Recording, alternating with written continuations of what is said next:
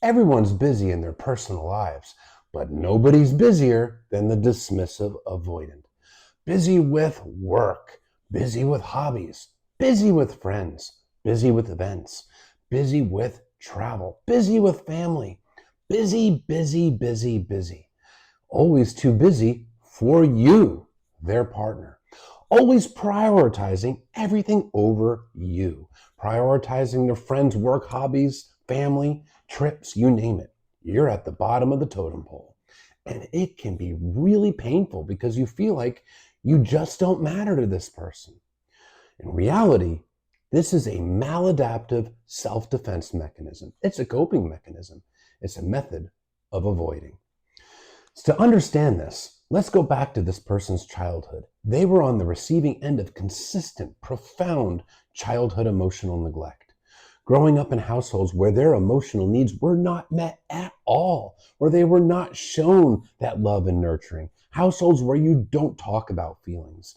But to make matters worse, their own feelings were rejected and dismissed. There were consequences if they showed emotion. So what they learned is that emotional expression isn't safe. Their emotions are unwelcome. Their emotions are a burden. They never had anybody show them how to process emotions. So they learned to stuff it, to not deal with it, to avoid it. That's what they figured out to do because they had to figure it out on their own. They developed a core wound of shame from this neglect because they personalized the neglect, growing up to feel defective and unlovable, like it's something wrong with them, that they're just not worth loving. So they put up walls around their heart and they keep their partner on the other side of the wall because their fear, which is largely subconscious, is that if they lower their walls and they let you in, if they allow emotional intimacy, if they let you get emotionally close, you're going to figure out that they're defective and you're going to reject them and even abandon them. So they emotionally and subconsciously associate emotional intimacy, emotional closeness with rejection and abandonment. So how does this factor in? Well, prioritizing everything over you helps them keep emotional distance. It's hard to get emotionally intimate with a person that you hardly spend time with. When everything else is a top priority, it inevitably creates emotional distance between themselves and their partner. Because if you're at an emotional distance, you won't be able to figure out that they're defective and unlovable as they perceive themselves to be, not that they actually are. But that emotional distance helps them feel safe. When they get too close to a partner, their entire limbic system, the nervous system, is on fire with anxiety. It feels so unsafe to their core. So they seek safety with emotional distance. On top of the emotional distance, being busy, busy, busy all the time is a distraction. It's a way to avoid. They're avoiding the emotions that they don't want to face. They're avoiding their inner shame.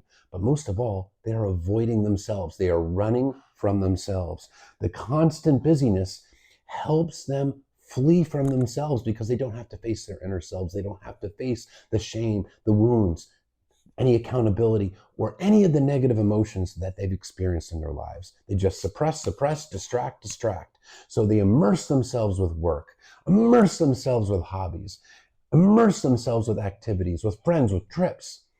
And it's for this reason that many of them are workaholics and gravitate towards careers that require a lot of travel, whether it could be something like a pilot, flight attendant, a sales job that's constantly on the road, but they're always on the go, busy, busy, busy, busy, busy. And it's not because you're not important or that you're not worth enough. It's because they prioritize other things over you to keep themselves safe. It's maladaptive because it doesn't actually help them. Deep down in their core, they want love, they want connection, but it terrifies them at the same time. So it's almost instinctive for them to keep you at an emotional arm's length. And that's what they're doing. It has nothing to do with your self-worth, and it has nothing to do with how good of a partner you are or aren't. So it's hard not to personalize, but recognize it is their coping strategy because of their unhealed wounds that they likely have no awareness of because dismissive avoidance struggle to self-reflect. If they're not showing up for you, if they're not meeting your needs, if they're constantly prioritizing other things and you are being deprioritized and they're not making any changes and you've expressed your emotions about it, you've expressed your boundaries and they're not meeting it, then you got to hold those boundaries. You got to hold those limits because your boundaries are what you will allow, what you will subject yourself to. And if they're not meeting your needs, Well, that might mean that you have to leave the relationship, because otherwise you're just going to lose yourself trying to earn the love from a person that doesn't have the capacity to give it. If they're not able to prioritize you or willing to, believe them. Your needs are not going to get met in that relationship. It can hurt to walk away, but it's better than self-abandoning and spending more time and energy into a person to get the inevitable same result: heartache. You deserve better. You deserve a partner that prioritizes you because they're emotionally mature enough to know that closeness is what makes a healthy relationship and is also what makes it last. They're too busy, not because of you. They're too busy because they're running from themselves.